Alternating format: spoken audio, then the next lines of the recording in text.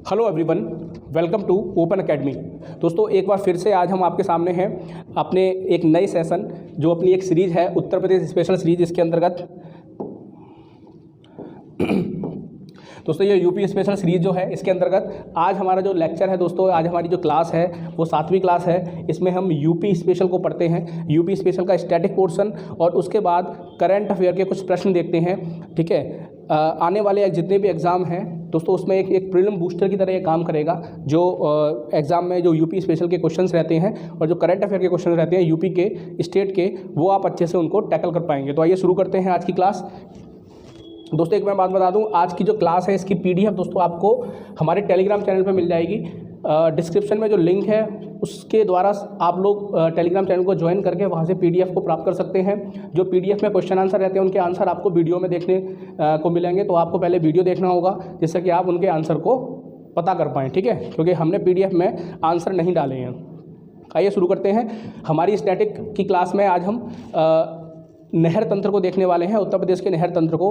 पिछली क्लास में दोस्तों हमने यूपी के रिवर सिस्टम को देखा था और हमने अपना रिवर सिस्टम पूरा कंप्लीट कर लिया था। जो भी उत्तर प्रदेश की महत्वपूर्ण रिवर हैं उन सबको हमने कवर अप कर लिया था। ठीक है, उनसे जो भी क्वेश्चन बन सकते हैं वो सारे के सारे फैक्ट हमने उनमें डाले थे। ठीक है, आज हम देखेंगे अपने नहर तंत्र को। तो आइए शुरुआत करते हैं। सबसे पहले हम देख लेते हैं उत्तर प्रदेश की प्रमुख जो नहरें हैं उनके बारे में। तो देखिए सबसे पहले दोस्तों बात करते हैं हम पूर्वी यमुना नहर की। देखो ये जो पूर्वी यमुना नहर दोस्तों राज्य की सबसे पुरानी नहर है। कितनी पुरानी है देखिए, 1631 में शाहजहां द्वारा, मुगल शासक जो शाहजहां थे उनके द्वारा इस नहर को खुदवाया गया था। ठीक है, और अगर बात करें 1830 में अंग्रेज़ों द्वारा इसका विस्तार किया गया था। ठीक है, अगर बात करें इसकी लंबाई की तो ये 1440 किलोमीटर लंबी है। सहारनपुर से ये निकलती है, सहारनपुर से इसको निकाला गया है। ठीक है, अगर बात करें किन किन जिलों से होकर बहती है तो सहारनपुर, मुजफ्फरनगर, मेरठ, शामली, हापुड़, इसके अलावा गाज़ियाबाद जिलों में सिंचाई की जाती है इस नहर के द्वारा। दोस्तों जो नहरों को बनाने का जो मुख्य उद्देश्य है ना वो है सिंचाई तंत्र को मजबूत करना, सिंचाई के लिए जल की उपलब्धता को बढ़ाना। ठीक है, इन्हीं को ध्यान में रखते हुए हमारी जो प्रदेश में जो नहरें हैं उनको बनाया गया था, उनका विकास किया गया था। और लगभग पश्चिमी यूपी में आप यहाँ देख सकते हैं, पश्चिमी यूपी में इस पूर्वी यमुना नहर के द्वारा सिंचाई जो है वो की जाती है। ठीक है, अगली नहर देख लेंगे। अगली जो मोस्ट इम्पोर्टेंट नहर है दोस्तों वो है आगरा नहर। ठीक है, ये एक अंतर्राज्यीय नहर है। ठीक है, एक से ज़्यादा राज्यों में बहती है। 1837 में दिल्ली के निकट ओखला से यमुना नदी से इसको निकाला गया है। ठीक है, ओखला में दिल्ली से निकाली गई है। अगर इसकी लंबाई की बात करें तो 1874 किलोमीटर ये लंबी है। ठीक है, और किन किन राज्यों से होकर बहती है? सबसे पहले दिल्ली, हरियाणा, राजस्थान से होती हुई फिर ये कहाँ जाती है? यूपी में आती है। ठीक है, तो ये एक अंतर्राज्यीय नहर है। इसके बाद दोस्तों हम देखते हैं शारदा नहर। शारदा नहर के बारे में जब हम देखें, उत्तर प्रदेश की सर्वाधिक लंबी नहर है। पूर्वी यमुना नहर के बारे में हमने क्या देखा था कि वो यूपी की सबसे पुरानी नहर है, मुगल सम्राट ने उसको बनवाया था। लेकिन शारदा नहर के बारे में क्या है, ये सर्वाधिक लंबी नहर है। 1920 से 1928 के बीच इसका निर्माण हुआ था। और ये कहाँ से निकलती है? देखिए उत्तर प्रदेश और नेपाल की सीमा पर एक जगह, इसका नाम है बनवासा, तो बनवासा से निकलती है। ठीक है, और शारदा या काली नदी, शारदा नदी को काली नदी के नाम से भी जाना जाता है, तो शारदा या काली नदी से ये इसका निकास होता है। ठीक है, इस नहर तंत्र की कुल लंबाई कितनी है? 9000, ठीक है, 960 किलोमीटर, लगभग 10,000 किलोमीटर लंबी ये नहर है। पूरा जो इस नहर का तंत्र है वो लगभग 10,000 किलोमीटर लंबा है। ठीक है, ओके। अगली महत्वपूर्ण नहर देखेंगे दोस्तों, अगली है ऊपरी गंगा नहर। क्या है? ऊपरी गंगा नहर। ठीक है, ये हरिद्वार के समीप गंगा नदी से निकाली गई है। ठीक है, 1840 में इसका निर्माण हुआ था और इसकी जो कुल लंबाई है 6496 किलोमीटर लंबी है ये। ठीक है, तो ये उत्तर प्रदेश की तीसरी सबसे लंबी नहर है। दूसरी सबसे लंबी नहर कौन सी है? निचली गंगा। ठीक है, ये कहाँ से? नरौरा बुलंदशहर से निकाली गई है। ठीक है, 1878 में इसका निर्माण हुआ था और ये लगभग 8278 किलोमीटर लंबी है। तो दोस्तों सबसे लंबी नहर कौन सी हो जाती है यूपी की? शारदा नहर। उसके बाद दूसरी है आपकी निचली गंगा नहर और तीसरी है आपकी ऊपरी गंगा नहर। ये जो 5 नहर है ना दोस्तों, ये उत्तर प्रदेश की सबसे महत्वपूर्ण नहर है जिसने लगभग समूचे उत्तर प्रदेश को कवर किया हुआ है। इसके अलावा कुछ छोटी छोटी नहरें भी हैं, हम उनके बारे में भी समझ लेते हैं क्योंकि आयोग कहीं से भी प्रश्न पूछ सकता है। मैंने आपको अपनी लास्ट क्लास में बताया था कि एक मगई बहुत छोटी सी नदी है। ठीक है, क्या है? मगई। उसको लेकर आयोग ने एक प्रश्न बना दिया था अपने नदी तंत्र के ऊपर। तो कहीं ना कहीं आयोग ना कहीं से भी प्रश्न पूछ सकता है, तो इसलिए यहाँ पे मैंने कुछ छोटी छोटी नहरों को भी कवर अप किया है। जैसे एक है आपकी गंडक नहर, दोस्तों ये उत्तर प्रदेश और बिहार की संयुक्त नहर प्रणाली है, ठीक है। इसके बाद हम बात करते हैं केन नहर। हमने केन नदी को काफ़ी अच्छे से कवर अप किया था अपनी लास्ट क्लास में। आज हम बात कर रहे हैं केन नहर की। केन नदी से ही एक नहर निकाली गई है जिसका नाम है केन नहर, और ये एमपी और यूपी दोनों की संयुक्त परियोजना है, और ये पन्ना के निकट से निकाली गई है, ठीक है। क्या उद्देश्य क्या है नहरों को निकालने का? सिंचाई, ओके। सिंचाई तंत्र को मजबूत करना, सिंचाई के लिए जल की उपलब्धता को सुनिश्चित करना ही नहरों को निकालने का एक मुख्य उद्देश्य है। फिर एक आ जाती है गुरसराय एवं मंदर नहर। दोस्तों ये बेतवा नदी पर स्थित माता टीला डैम से निकाली गई है, ठीक है, और हमीरपुर और जालौन में ये सिंचाई के लिए जल को उपलब्ध कराती है, ठीक है। इसके बाद एक छोटी सी नहर है बेलन नहर। दोस्तों ये प्रयागराज में बहती है, प्रयागराज में ये सिंचाई के लिए जल उपलब्ध कराती है, ठीक है। तो ये तो होगा दोस्तों हमारा संपूर्ण नहर तंत्र। अब हम थोड़ा सा बात कर लेते हैं उत्तर प्रदेश की महत्वपूर्ण झीलों के बारे में, ठीक है। काफ़ी सारे प्रश्न उत्तर प्रदेश की झीलों से बनते हैं। आज हम उत्तर प्रदेश की सारी महत्वपूर्ण झीलें देखेंगे, ठीक है। अगर हम बात करें यूपी की महत्वपूर्ण झीलों की, तो उनमें सबसे पहले आती है बखीरा झील, जो आपकी संत कबीर नगर में अभी हाल ही में इस झील को लेकर एक काफ़ी बड़ा महोत्सव, ठीक है, आयोजित किया गया था, ठीक है। तो एक मगहर महोत्सव भी संत कबीर नगर में आयोजित किया जाता है, ठीक है। इसके बाद आती है आपकी रामगढ़ ताल। रामगढ़ ताल की बात करें तो ये गोरखपुर में है, ठीक है। इसके बाद है आपकी राजा का बांध सुल्तानपुर में। बेती झील, बेती झील दोस्तों कहाँ पे है? प्रतापगढ़ में, ओके। इसके बाद है आपकी सोहरा ताल। सोहरा ताल दोस्तों बलिया जिले में स्थित है। इससे थोड़ा सा नीचे अगर बात करें तो एक है औंधी ताल, जो कि आपकी वाराणसी में है, ठीक है। देखिए दोस्तों ये जो झीलें हैं, अगर आप इनको 2 से 3 बार उत्तर प्रदेश के मैप में लगा लेंगे, ठीक है, अपनी प्रैक्टिस कर लेंगे, तो ये आपको काफ़ी अच्छे से समझ आ जाएंगी, आपके दिमाग में बैठ जाएंगी, ठीक है। अगर बात करें शुक्र ताल की, तो ये मुजफ्फरनगर में बहती है, मुजफ्फरनगर में मतलब स्थित है, सॉरी ये झील है। गौड़ झील की बात करें तो वो रामपुर में है। फुलहर झील, देखिए दोस्तों ये अगेन इंपॉर्टेंट झील है, ठीक है। अगर किसी ने लास्ट क्लास मेरी देखी होगी, ठीक है, तो उसको पता होगा फुलहर झील क्यों महत्वपूर्ण है। दोस्तों फुलहर झील कहाँ से निकलती है? पीलीभीत से, और यहीं से एक महत्वपूर्ण नदी भी निकलती है। एक नदी का ओरिजिन होता है किसका? गोमती नदी का। गोमती नदी कहाँ से निकलती है? फुलहर झील पीलीभीत से, ठीक है। तो ये काफ़ी महत्वपूर्ण झील है। इसके बाद हम देख लेंगे बड़ा ताल गोखुर। बड़ा ताल गोखुर आपकी शाहजहांपुर में है। देवरिया ताल की अगर बात करें, जैसे नाम इसका देवरिया ताल है, आपको पता होना चाहिए देवरिया एक अपने उत्तर प्रदेश में जिला भी है, तो यहाँ से कंफ्यूज नहीं होना है। देवरिया ताल कहाँ पे है? कन्नौज में, ठीक है, कन्नौज में है। फिर एक करेला झील है लखनऊ में, ये लखनऊ की काफ़ी फेमस झील है, ओके, ठीक है। अगली कुछ और झीलें देख लेंगे, कुछ महत्वपूर्ण झीलें, ओके। गोविंद बल्लभ पंत, गोविंद बल्लभ पंत सागर ये कहाँ पे है? सोनभद्र में है। और दोस्तों ये एक मैन मेड है, यानी कि ये कृत्रिम झील है। किस नदी पर बना हुआ है? रिहंद नदी पर, ओके, रिहंद नदी पर ये बना हुआ है, ठीक है। तो हमें ये याद रखना है। इसके बाद है आपकी बरुआ सागर। बरुआ सागर आपकी झांसी में है, ठीक है। मोती झील कानपुर नगर में है, काफ़ी फेमस झील है, ठीक है। इसके बाद देखिए एक है आपकी कीठम झील। कीठम झील को हम सूर सरोवर के नाम से भी जानते हैं, और ये कहाँ पर स्थित है? आगरा में, ठीक है। आगरा हमारा एक विरासत स्थल, विरासत शहर है, ठीक है, आगरा में स्थित है। और मैंने अपनी लास्ट क्लास में इसके रिगार्डिंग एक फैक्ट कवर किया था कि हाल ही में ये न्यूज़ में थी, कीठम लेक क्यों न्यूज़ में थी? क्योंकि इसमें स्लॉथ वियर डे मनाया गया था, ओके, अक्टूबर में। क्या मनाया गया था? स्लॉथ वियर डे मनाया गया था। और इसी झील में दोस्तों, इसी झील में क्या है? भालू संरक्षण केंद्र भी स्थित है। और ये जो झील है ये एक रामसर साइट भी है। क्या है? कीठम झील जो है दोस्तों वो क्या है? रामसर साइट भी है। क्या है ये? रामसर साइट है, ओके। यहाँ पे आपको एक मैं क्वेश्चन पूछता हूँ कि आप बताइए यूपी में कितनी रामसर साइट है, ओके। चलिए मैं ही बता देता हूँ, यूपी में दोस्तों 10 रामसर साइट हैं। काफ़ी ज़्यादा रामसर साइट पिछले 2 सालों में ऐड हुई हैं, ठीक है। वर्तमान में भारत में कितनी रामसर साइट हो गई हैं? 75। कितनी है? 75, ओके। इनमें से यूपी में कितनी है? 10। हम सभी 10 और रामसर साइट को कवर अप करेंगे, ठीक है। कुछ आज बता रहे हैं, कुछ रामसर साइट को हम अपने नेक्स्ट क्लास में कवर अप करेंगे जब हम वन्यजीव अभ्यारण्य की बात करेंगे, ठीक है, पश्चिम बिहार की बात करेंगे, ठीक है। आपको एक क्वेश्चन बताना है, क्वेश्चन का आंसर देना है कमेंट बॉक्स में। बताइए भारत में सबसे ज़्यादा रामसर साइट किस राज्य में है? देखिए मैंने बता दिया यूपी में 10 है, और यूपी दूसरे नंबर पर आता है, तो पहले नंबर पर कौन है ये आप मुझे कमेंट बॉक्स में बताइएगा, ठीक है। इसके बाद हम अगली झील देख लेते हैं, राधा कुंड और नौह झील। ये दोस्तों मथुरा में है। और इसके बाद है आपकी हैदरपुर आर्द्रभूमि, ये आपकी बिजनौर में है। और हैदरपुर आर्द्रभूमि भी एक रामसर साइट घोषित हो चुकी है, ठीक है। तो ये भी एक क्या है? रामसर साइट है, ठीक है। रामसर साइट क्या होती है? मुझे पूरा विश्वास है कि आपको ये पता होगा, ठीक है। तो ये एक रामसर साइट है, ठीक है दोस्तों। इसी के साथ हमारा जो स्टैटिक पोर्शन है, जो आज की क्लास का जो स्टैटिक पोर्शन है वो यहीं पे फिनिश हो जाता है, ठीक है। अब हम कुछ करंट अफेयर के क्वेश्चन देखेंगे। इससे पहले मतलब आज की हमारी क्लास में पूरा का पूरा हमने नहर तंत्र और उत्तर प्रदेश की सभी महत्वपूर्ण जिलों को कवर अप किया है। तो आइए कुछ करंट अफेयर के प्रश्न देख लेते हैं अब अपने। ओके दोस्तों, पहला करंट अफेयर का प्रश्न है, उत्तर प्रदेश में सांसद खेल महाकुंभ का आयोजन कहाँ किया गया।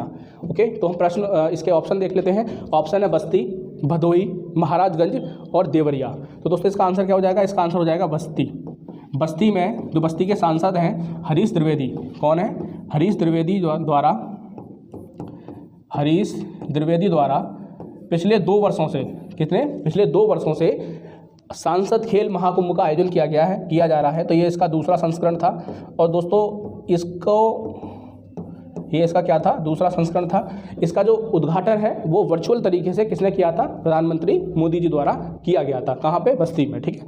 तो आपको ये दोनों चीज़ें याद रखनी है, नाम भी आपको याद रखना है। अगला प्रश्न है हमारा, ओके, अगला हमारा क्वेश्चन है, अंतर्राष्ट्रीय लेदर फुटवियर फेयर के 14वें संस्करण का आयोजन कहाँ किया गया। तो ऑप्शन हम देख लेते हैं। ऑप्शन है हमारे आगरा, प्रयागराज, कानपुर, लखनऊ। ओके, तो इसका आंसर क्या हो जाएगा, इसका आंसर हो जाएगा दोस्तों ए, आगरा, ठीक है। आगरा में 14वें संस्करण का आयोजन किया गया अंतर्राष्ट्रीय लेदर फुटवियर फेयर के, ठीक है। और इसे AFMEC द्वारा इसका आयोजन किया गया था, ठीक है। AFMEC द्वारा इसका आयोजन किया गया था। और इसकी जो दोस्तों टैगलाइन थी वो क्या थी, मीट एट आगरा, क्या थी, ये टैगलाइन भी आपको याद रखनी है, meet at Agra. Okay, meet at Agra. और इसमें जो केंद्रीय मंत्री हैं उन लोगों ने इसमें पार्टिसिपेट किया था, ठीक है। तो ये काफ़ी बड़ा एक फेयर था, देश विदेश से दोनों जगह से यहाँ पे जो हमारे जो बिजनेसमैन हैं, व्यापारी हैं, वो शामिल हुए थे। ओके, तो अगला हमारा प्रश्न हो जाएगा, पवन संतरी डिवाइस का निर्माण निम्नलिखित में से किस संस्थान के द्वारा किया गया है, ठीक है। तो हम ऑप्शन देख लेते हैं, IIT Kanpur, IIT Delhi, IIT BHU या ऑप्शन डी IIT मद्रास। तो दोस्तों इसका आंसर क्या हो जाएगा, इसका आंसर हो जाएगा सी, IIT BHU। IIT BHU ने दोस्तों AI बेस्ड, ये क्या है, पवन संतरी जो डिवाइस है वो क्या है, AI बेस्ड है, AI आधारित एक डिवाइस है, आर्टिफिशियल इंटेलिजेंस आधारित।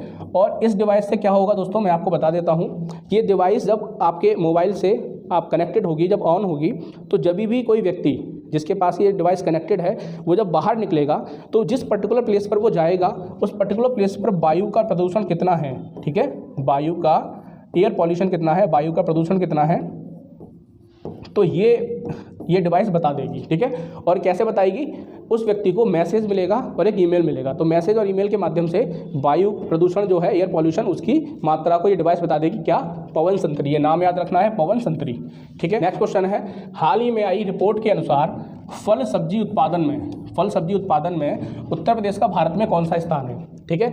तो क्या पूछा जा रहा है, फल सब्जी के उत्पादन में यूपी का स्थान भारत में पूछा जा रहा है। तो इसका ऑप्शन देख लेते हैं, पहला, दूसरा, तीसरा या डी, चौथा। तो हम इसका आंसर क्या लगाएंगे, आंसर डी, चौथा, ठीक है। अब मैं आपको बताता हूँ कैसे।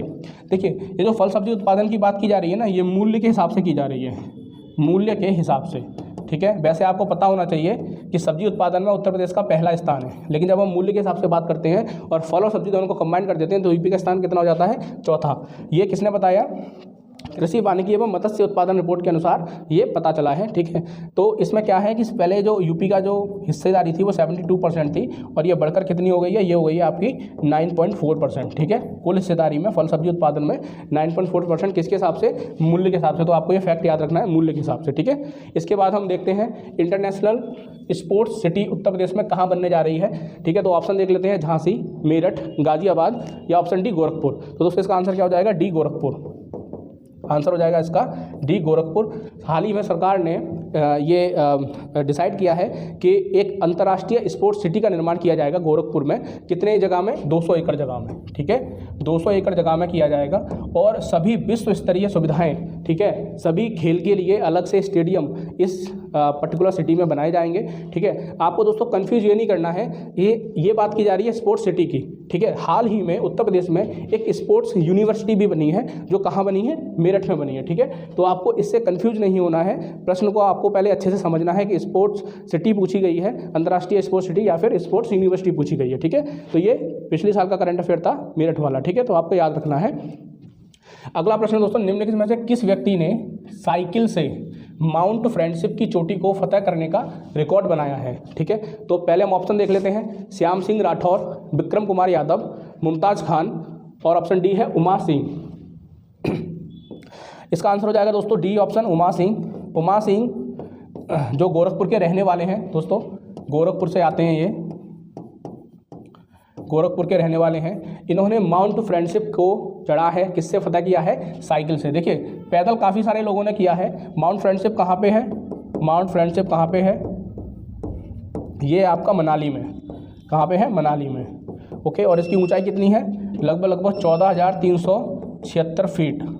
कितनी ऊंचाई है? 14,376 फीट। तो इस पहाड़ को, इस माउंट को इन्होंने किससे चढ़ा है? माउंट फ्रेंडशिप साइकिल से चढ़ा है। ठीक है, तो इसलिए ये एक रिकॉर्ड है। ठीक है, अगला प्रश्न देखेंगे दोस्तों। सॉरी, आज मेरा गला थोड़ा सा ख़राब है, आपको पता होगा सर्दी जुकाम हर घर में चल रहा है आजकल, तो मैं भी उससे परेशान हूँ। ठीक है, बट क्लास बनानी थी तो इसलिए मैं आज आपके सामने हूँ। अगला प्रश्न दोस्तों, उत्तर प्रदेश सरकार द्वारा इनोवेशन फंड, ये इनोवेशन फंड की बात की जा रही है। इनोवेशन फंड में कितने हज़ार करोड़ का निवेश किया गया है? तो ऑप्शन देख लेते हैं। 4,000 करोड़, 3,000 करोड़, 7,000 करोड़, या फिर ऑप्शन डी 9,000 करोड़। तो दोस्तों इसका आंसर क्या हो जाएगा? इसका आंसर हो जाएगा ये 4,000 करोड़। ओके, हाल ही में इनोवेशन फंड की घोषणा की गई है सरकार के द्वारा, और सरकार ने उसमें 4,000 करोड़ का निवेश करने की बात की है। ठीक है, इस निवेश को सरकार क्यों कर रही है? जिससे कि इनोवेशन के क्षेत्र में सरकार ये चाहती है कि इनोवेशन के क्षेत्र में और ज़्यादा तरक्की की जा सके। अगर कोई आइडिया, कोई नया जो इनोवेशन है वो किया जाता है तो उसको फंड की कोई कमी न रहे, इसलिए सरकार ने 4,000 करोड़ रुपए का एक इनोवेशन फंड बनाया है। ठीक है, अगला प्रश्न देख लेते हैं दोस्तों। अगला प्रश्न है हमारा, और ये आज का लास्ट प्रश्न है। 2023-24 में होने वाले खेलो इंडिया नेशनल यूनिवर्सिटी गेम्स का आयोजन किस राज्य द्वारा किया जाएगा? बहुत महत्वपूर्ण प्रश्न है आज इस साल के यूपी के सभी एग्जाम्स के लिए, चाहे वो यूपी पीसीएस हो, चाहे वो लोअर पीसीएस हो, चाहे वो आरओ या हो, या फिर अन्य कोई एग्जाम हो पुलिस वगैरह का। ठीक है, उसमें ये प्रश्न आने की संभावना है करंट अफेयर में। इसके ऑप्शन हम देख लेते हैं। मध्य प्रदेश, हिमाचल प्रदेश, उत्तर प्रदेश या राजस्थान। ठीक है, तो दोस्तों इसका आंसर क्या हो जाएगा? इसका आंसर हो जाएगा ऑप्शन सी, यूपी। मैं आपको बता दूं कि खेलो इंडिया नेशनल यूनिवर्सिटी गेम्स के तीसरे संस्करण का आयोजन उत्तर प्रदेश द्वारा किया जा रहा है। तीसरे संस्करण का आयोजन किसके द्वारा किया जा रहा है? यूपी के द्वारा किया जा रहा है। और यूपी के 4 शहरों में, कौन कौन से 4 शहर हैं? वाराणसी, ठीक है, नोएडा, ठीक है, इसके बाद है आपका लखनऊ और आपका गोरखपुर। ठीक है, तो ये चारों शहर याद रखने हैं। गोरखपुर, 3 में से एक या फिर चारों में से किसी एक को पूछ के आपको ना एलिमिनेशन के लिए आयोग एलिमिनेशन में फंसा सकता है, तो इसलिए चारों शहर याद रखने हैं। 4 शहरों में क्या किया जा रहा है? आयोजन होगा। ठीक है, और मैं आपको बता दूं कि खेलो इंडिया नेशनल यूनिवर्सिटी जो गेम्स है ना, इसमें दोस्तों 26 वर्ष से कम आयु के, कितनी? 26 वर्ष से कम आयु के युवा खिलाड़ी भाग लेते हैं। ठीक है, 26 वर्ष से कम आयु, तो ये आपको भी फैक्ट याद रखना है। अगर स्टेटमेंट वाइज ये प्रश्न पूछ लिया जाए तो आपको पता होना चाहिए। तो दोस्तों इसी के साथ हम अपनी आज की क्लास को समाप्त करते हैं, यहीं पे रोकते हैं। ये हमारी 7वीं क्लास थी दोस्तों, स्टैटिक पोर्शन और करंट अफेयर की जो कंबाइंड क्लास होती है। ठीक है, अगर आपको इसकी PDF चाहिए तो हम अपने टेलीग्राम चैनल पर इसको शेयर कर देते हैं, आप वहाँ से इसे डाउनलोड कर सकते हैं। लिंक आपको डिस्क्रिप्शन में मिल जाएगा। इसके अलावा दोस्तों कोई भी अगर जो क्लास हमारी चल रही है इसके रिगार्डिंग कोई भी सुझाव आपके पास हो या कोई भी डाउट हो तो आप हमें कमेंट बॉक्स में कमेंट करके पूछ सकते हैं। आपका स्वागत है। दोस्तों एक बात मैं आपको ज़रूरी बता दूं, हाल ही में उत्तर प्रदेश आयोग द्वारा मेंस का सिलेबस जारी कर दिया गया है। ठीक है, चेंज हुआ है, बदलाव हुआ है। आपको, मुझे उम्मीद है कि आपको ये पता होगा। अब ऑप्शनल पेपर को हटा दिया गया है और ऑप्शनल की जगह 2 नए पेपर ऐड किए गए हैं जो कि यूपी स्पेशल हैं।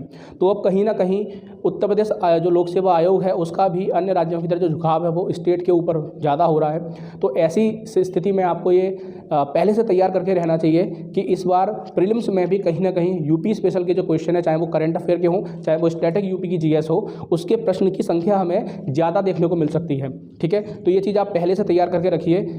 इसलिए मैं आपसे कहूँगा कि ये जो वीडियो जो हैं इनको आप अच्छे से देखिए, प्लस कोई भी अगर मार्केट में बुक है, काफ़ी सारी बुक्स आती हैं, उनसे भी आप इस चीज़ को रिवाइज करके रखिए। मे पॉसिबल कि इस बार आपको ना 20 से 25 प्रश्न देखने को मिल जाएँ, ठीक है, 20 से 25 प्रश्न जो अन्य जो स्टेट हैं उनकी तरह यूपी स्पेशल के देखने को मिल जाएँ। तो ऐसी स्थिति में कहीं आप इन प्रश्न में रह ना जाएँ, ठीक है, कहीं आपके प्रश्न छूट ना जाए, तो अभी भी काफ़ी समय है, अभी भी 60 से 70 दिन बचे हुए हैं प्रीलिम्स में। आप अभी से जुट जाइए। इन वीडियोस की भी मदद ले सकते हैं आप रिवीजन के लिए, और जो PDF है उससे भी आप रिवीजन कर सकते हैं, बट आपको ये करना है, ठीक है। कहीं ऐसा ना हो कि जब क्वेश्चन आपको देखने को मिले तो आप वो क्वेश्चन कर ना पाएँ। इसी के साथ आज की क्लास को मैं यहीं समाप्त करना चाहूँगा। थैंक यू सो मच दोस्तों, जय हिंद।